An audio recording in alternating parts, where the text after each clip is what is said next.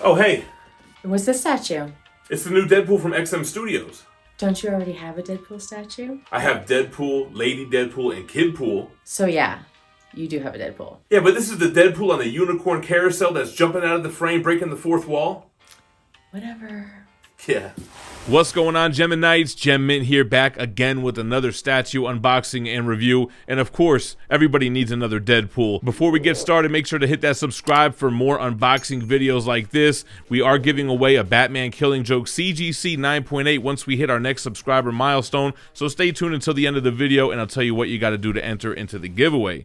But for now, let's get Deadpool version B out of the box. First thing we get is a black XM envelope with an art print of Deadpool. This is also by Carlos Datoli, who seems to be doing a lot of their art prints lately. This one has a less of a realistic vibe, more comic-y like the statue. In addition to that, we have the sheet that show where the contents lay in the box, always super helpful, and on the back, the instructions on how to register and the link to the video assembly from XM. All right, we'll take off the straps, we'll lift this top layer, and we'll take a look at all of these pieces. This statue has a ton of pieces. We'll start by taking a look at his left hand that has this type of machine gun. A lot of detail in here, though. I like that gunmetal paint, the texture that's on the butt of the gun here. There's some different colors here as well. You can see like that brown magazine, the texture and detail in his hand and his glove. A lot of attention to detail to this piece. All right, then we have the two katanas that'll go in his back. A lot of detail on the handles here. It looks like real wraps. I like that burgundy color as well. Kind of a dull metal shine on the blade. Here we have two more pieces. One is for the carousel and the other is half of a sai that'll go into his leg. Really like the colors on here. Now these aren't metal, just painted silver. Then we do have a chicken. A nod to the comics. This is gonna go in his waist, the rubber chicken. And it's got one of those faces that look like those squeezy toys that make that weird sound. Here we just have a little piece of wood that's going to go on the base. Nothing special here. And then we have a handgun that'll go on his side. Again, I like the burgundy colors, like the holster, the handle, the gunmetal color, the texture on the handle. Really well done here.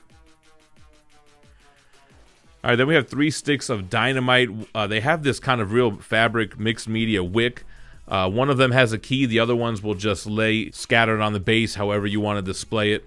A bundle of 3 and 2 singles. Here we have some pieces of the unicorn, the horn, and the 2 stirrups where Deadpool would put his feet while he's riding on this unicorn carousel. Here we have Deadpool's right hand. It looks awkward because it's going to be reaching towards his back to grab his sword. But you can see the shading they put on his bicep. Kind of has like a shiny red paint to it. Here's a knife that'll go into one of his switch out rollerblade feet. It just magnetizes in. Again, burgundy handle. Got some textures there. Little details in this small knife. Here we have some elements of the base. You have the arrows and some shurikens. These are going to just plug in. We'll show that during the assembly. Not metal, just painted silver. Here's the tip of that sai that I mentioned earlier, and we have a Deadpool grenade. I love the army green look with the Deadpool logo on it. That pin will go in his mouth, so he holds it in his teeth. And here are the 2 plumes of smoke that will go into his roller skate switch outs. I do like that smoke look, almost has a translucency to it. And here we have his katana sheaths. These will go on his back, again with that burgundy look. I like how he's coordinating here. Gotta match head to toe. And of course we have the big frame, the comic book panel that he's literally jumping out of. This is a version B piece only. You got the Wahoo, to be continued. On the back it's just all black high gloss. And then that's gonna bring us to layer 2. Let's lift off the lid. Take off the paper and plastic. You can see this is number 154 out of only 358 for version B. And the base is packed full of detail. You have that old blue and pink paint, like an old dirty carousel. Then you have the insides, the concrete, the wood frame. And of course you have the wood panels on top. Great sculpting and textures, great paint applications. It looks real. Then we have the unicorn itself. Again, the paint applications are crazy because it looks like that cheap plastic material that carousels are made out of. It's like dingy and dirty and there's nicks in it and it's like this happy unicorn. But look, textures on the saddle. It's got a lot of detail in it. Here's the tail. Again, like look at how it has that old kind of 80s carousel look. Like what color pink is that? Like Pepto-Bismol pink. And the long peg here. Let's take a look at some portraits. So wow, I like the version A head sculpt a lot. I mean, I just think it looks great how he sculpted in those little pulls and seams around the eyes to make it look like fabric. The paint job has a candy red, but it has weathering and dirt to it as well. You can see the ears through the mask, and of course the expression on his face. The version B portrait looks crazy too, so you have half of his face exposed, all these nicks and cuts, and his hamburger head type of face where you can see he's got some bad skin going on. Great sculpting on the teeth. The rest of the mask is just as impressive as version A, and I like the shiny blood details they put on all those nicks on his face. Of course, you can see the hole for the grenade in his teeth. He looks awesome. All right, here we have his version A feet, just his regular boots. A lot of detail in the sculpt here. Just look at all of the intricacies, right? All of the pads and straps and tread on the bottom and the weathering with the paint job, different color reds. Shoelaces are sculpted, shin guards are sculpted, and the version B shoes with the roller skates. It's funny, I just reviewed a Harley Quinn statue with roller skates. Now here we go. You got the stopper on the front, and the wheels on this one actually turn. That's a crazy attention to detail. Little rocket boosters in the back where we're going to put the smoke. The bottom of the skates looks super realistic. And then Deadpool's body himself. What a pose. As goofy as this statue is, look at the detail and the textures. Like you have that black padding around the side of his leg that has fine texture in it, but the red is smooth, but it's red with a lot of black shadowing that looks great. All those straps look awesome. The leather pouches look great. And then you have a little bag. It looks like little snaps, but it's really these bullets that were just individually wrapped. All right, so to assemble, this little wood plank is going to go on the base. Then we're going to fit this one stick of dynamite with the key to kind of hold that all together here. And we'll use that later for something else. Like I said, you place the other sticks wherever you'd like. And here I went ahead and stuck in the arrows. Now we're going to pull out the shurikens and stick those into the base as well. There's little slots for those. And now we could put in the unicorn carousel piece. So that'll go in there. And let's decorate this guy a little bit. So we're going to put the other end of the carousel pole. The unicorn's horn, you can't forget that. Let's get the stirrups here on each side. Those are magnetized in. Let's go ahead and plug in that tail. And then we can plug in Deadpool. All right, let's start getting his pieces together. First things first, we're going to go ahead and put on his left foot. We're going to assemble the A version first. So let's put on his regular shoes. Let's go ahead and put the right foot on now. And I know you guys can see this thing wobbling a little bit. We'll get to that later. All right, here we go. Like I said, that sigh, they each key into this little holster on his thigh. And then, like I said, the rubber chicken's going to go onto his waist. Let's swing it around and put that handgun under his armpit.